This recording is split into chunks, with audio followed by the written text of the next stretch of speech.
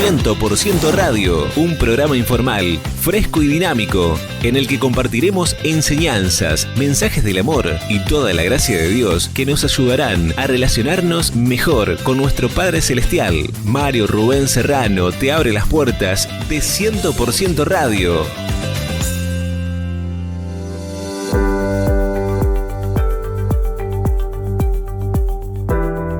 Hoy quiero continuar con un tema que habíamos comenzado que tiene como título Cómo meditar en la palabra de Dios. Y habíamos visto en una oportunidad anterior, basándonos en el Salmo número 1 que dice: cuán bienaventurado es el hombre que no anda en el consejo de los impíos, ni se detiene en el camino de los pecadores, ni se sienta en la silla de los escarnecedores, sino que en la ley del Señor está su deleite, y en su ley medita de día y de noche.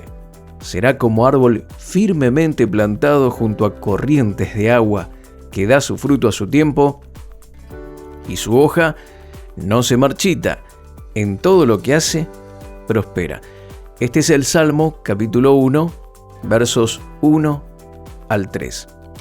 Y habíamos visto en un estudio anterior, en una charla anterior, que la persona que se deleita en meditar en la palabra de Dios es una persona bienaventurada, una persona feliz, doblemente feliz, una persona rica, completa, enraizada en un bienestar mental y físico.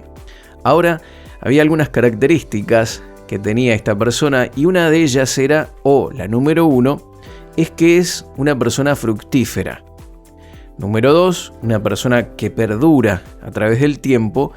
Y número 3, y eso es lo que vamos a ver en esta oportunidad, es que es una persona que prospera en todo lo que hace. Una persona que en todo lo que emprende, prospera. Sobre eso vamos a compartir y vamos a hablar en esta oportunidad, y también vamos a enriquecer esta charla con algunas pautas o principios de cómo meditar en la palabra de Dios. ¿Me acompañan?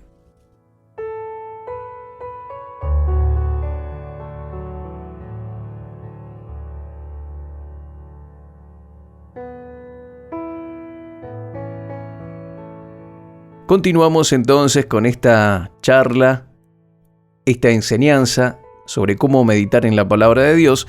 Esta sería la parte número 2.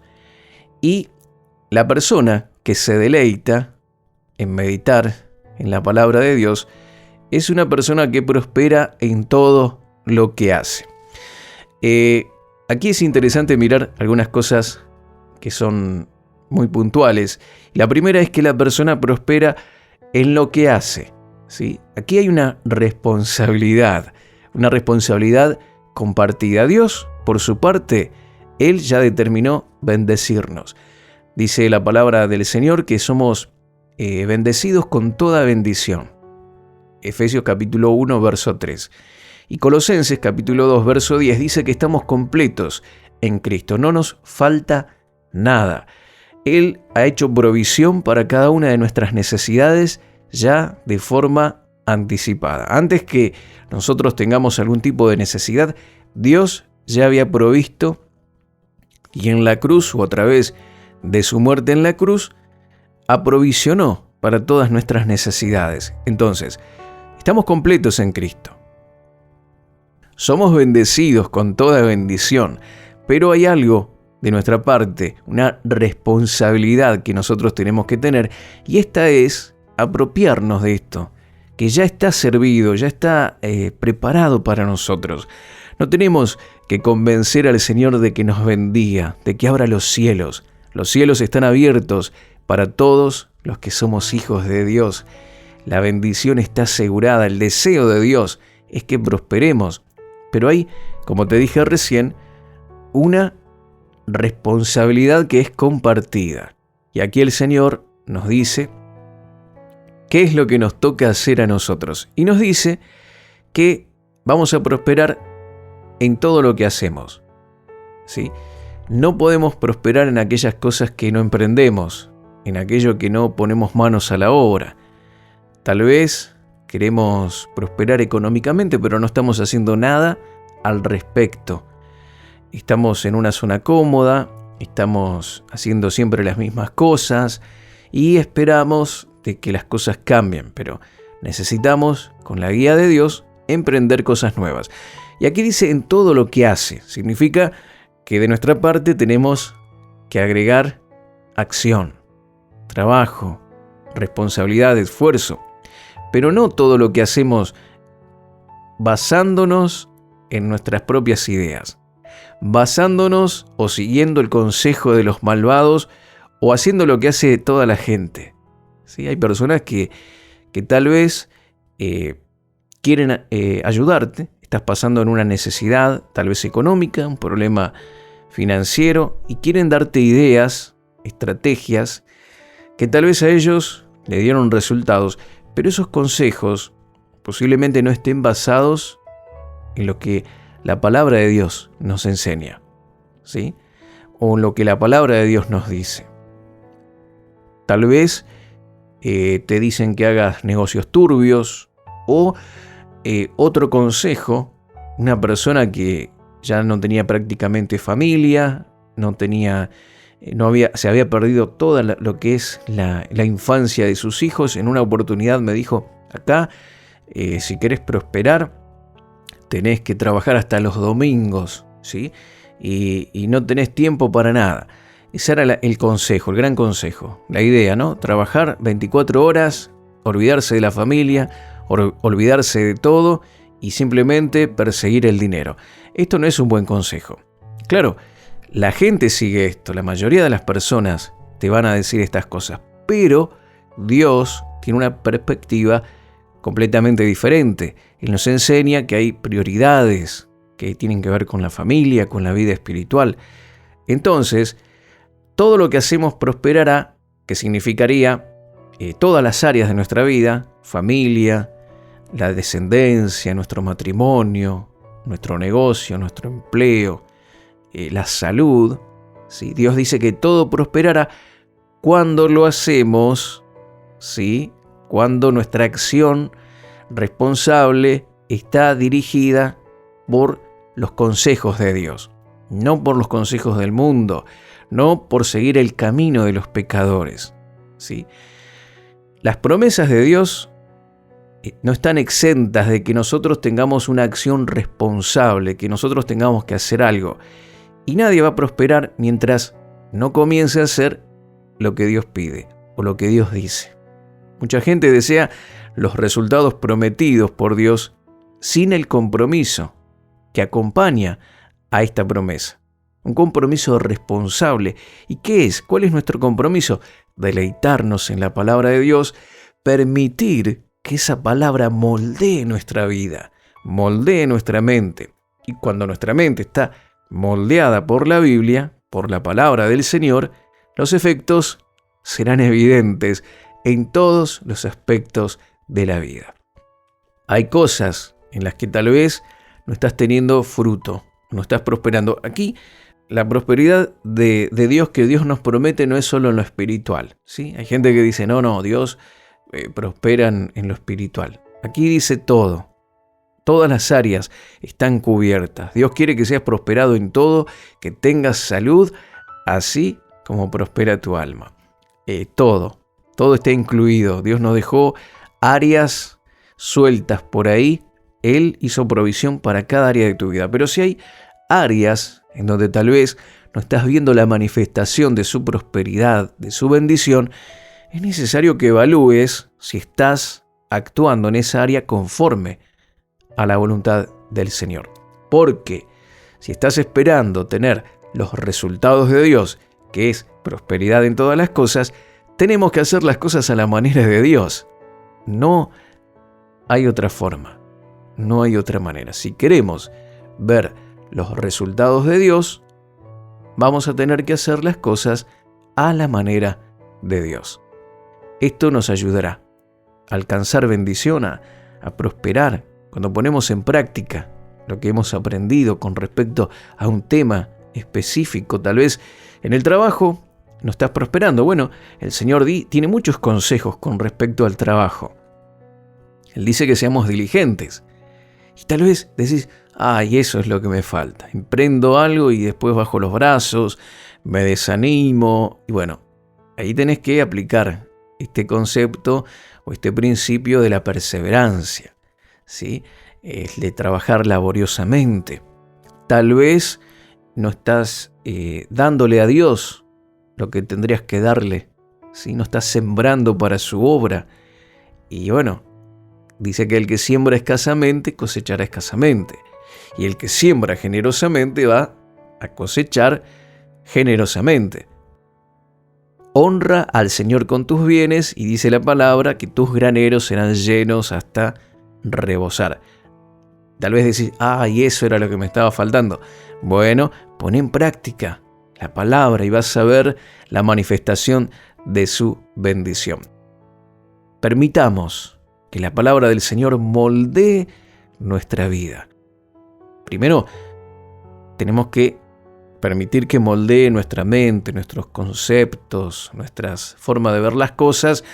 Esto va a moldear nuestra vida y los efectos serán evidentes en todas las áreas.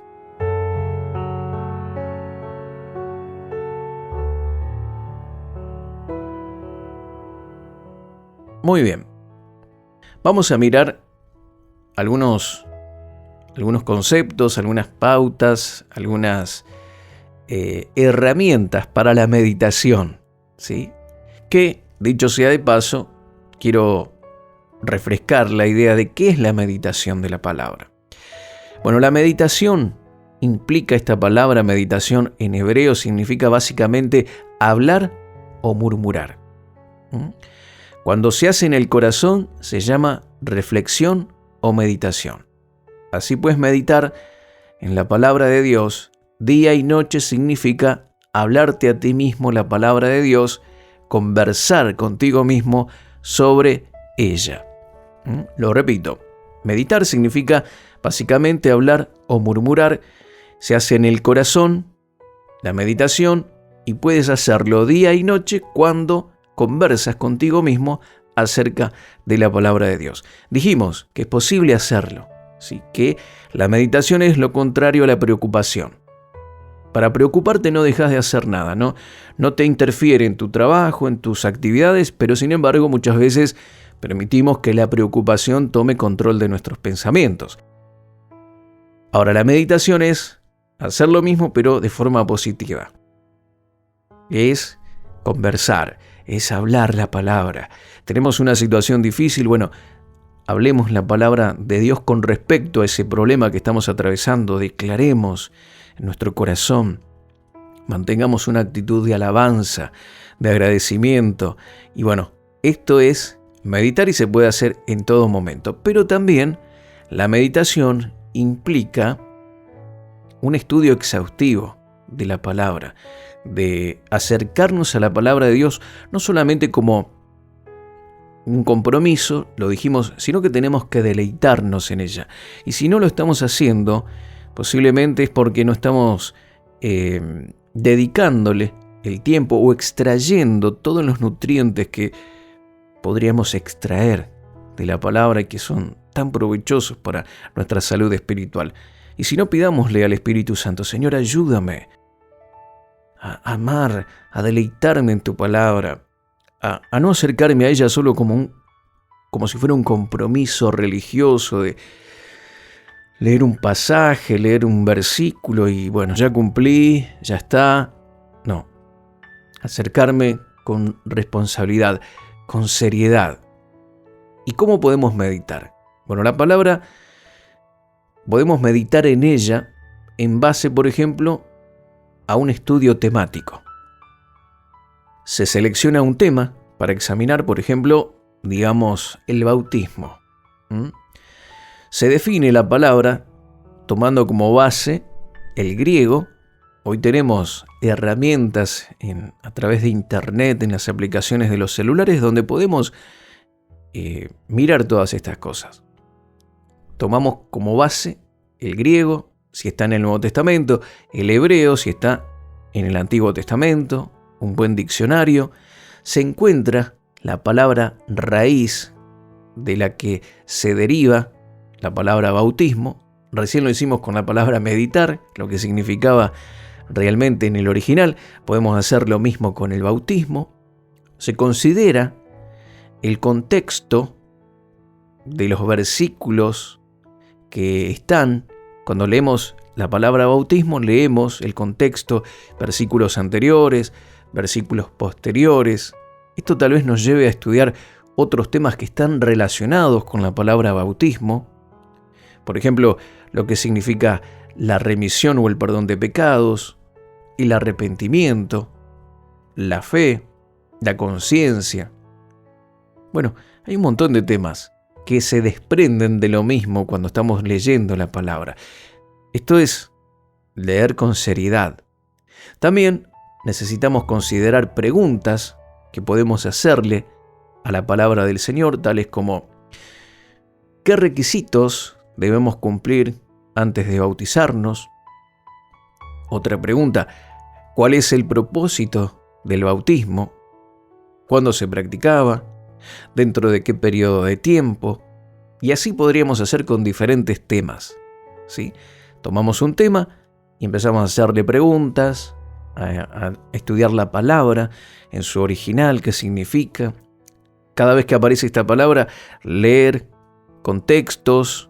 A veces hay palabras que están relacionadas con otras. Siempre encontramos, por ejemplo, la palabra bautismo. Vamos a encontrar que está muy relacionada con arrepentimiento, con perdón de pecados. Y tenemos que leer y estudiar todo esto para poder desarrollar un tema serio y conocer este tema en su profundidad. Otra forma de meditar puede ser mediante un estudio exhaustivo de la palabra de Dios. Es decir, estudiar verso por verso de un libro de la Biblia. Tomamos un libro de la palabra y la clave es considerar y pensar acerca de este libro por mucho tiempo, por el tiempo que sea necesario para que nos familiaricemos con todo su contenido, con los versículos, los capítulos. Esta es otra forma que es muy provechosa. El estudio exhaustivo, verso por verso, y familiarizarse con ese libro para poder comprenderlo. Hay libros que en el Nuevo Testamento, por ejemplo, el libro de Romanos, es un libro que tiene un desarrollo. No podemos tomar un versículo aislado porque es todo como un desarrollo. El escritor de Romanos, el apóstol Pablo, viene armando un caso, como si fuera un caso judicial, ¿sí? Y va presentando evidencias, va mostrando, por ejemplo, el capítulo 1 comienza señalando la pecaminosidad del hombre, de la persona gentil, la que no tenía ley, la que no conocía a Dios. Luego en el capítulo 2 habla acerca de que la justicia se logra mediante el cumplimiento de la ley. Esto está dirigido justamente al pueblo judío, ¿sí? Y luego en el capítulo 3 habla de que tanto judíos como gentiles ahora se les presenta un nuevo modelo de justicia que se basa en poner la fe en nuestro Señor Jesucristo. Pero si uno toma un versículo aislado del capítulo 2 o del capítulo 1, puede hacer toda una doctrina o una interpretación, mientras que cada capítulo va desarrollando el tema y tiene su cierre en el capítulo 3 con respecto a la justificación y a la salvación que solo se logra mediante la fe en nuestro Señor Jesucristo. Romanos 3:23, 3:20, 3:21 hablan sobre este tema. Pero viene desarrollando, viene hablando, ¿sí? Va presentando, va armando un caso. Y es necesario en estos libros leer todo el libro, familiarizarnos con él para que de esta manera podamos comprender todo el contenido. También la meditación puede hacerse por medio del estudio de palabras. ¿Qué significan ciertas palabras? Por ejemplo, ¿qué significa creer? ¿Qué significa la palabra Señor, que aparece tanto en el Nuevo Testamento? ¿Qué significa Jesús? La palabra Cristo, la palabra justificación. Esto es maravilloso.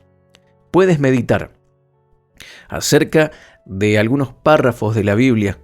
Un párrafo es una unidad de pensamiento en un lenguaje escrito, que normalmente no es un solo versículo, sino son varias oraciones, y cuando el autor cambia de tema, ahí pasa a lo que sería otro párrafo. Comienza un nuevo párrafo. A veces en algunas Biblias los párrafos están divididos por algún subtítulo, pero no en todas las Biblias es así. Cuando medites por medio de las Escrituras también es necesario que pongas atención, ¿sí? Pongas atención a la puntuación, a los signos de interrogación, por qué se hace esta pregunta, cómo se relaciona con el contexto, a quién va dirigido. La meditación bíblica, mi querido amigo, es muy profunda, es maravillosa. Debemos llevarla a cabo, debemos encontrar satisfacción en ella porque transforma nuestra mente, nos ayuda a aprender, pero no es nada más que palabras. La meditación bíblica, mi querido amigo, mi querida amiga, no es nada más estudiar, no es nada más todo esto que te mencioné y ver solo palabras. No. Hay algo más importante detrás de cada una de estas palabras, de estos párrafos, de estas preguntas. En el trasfondo de la palabra de Dios se encuentra el Señor. Y nuestro objetivo es que podamos tener un encuentro con Él.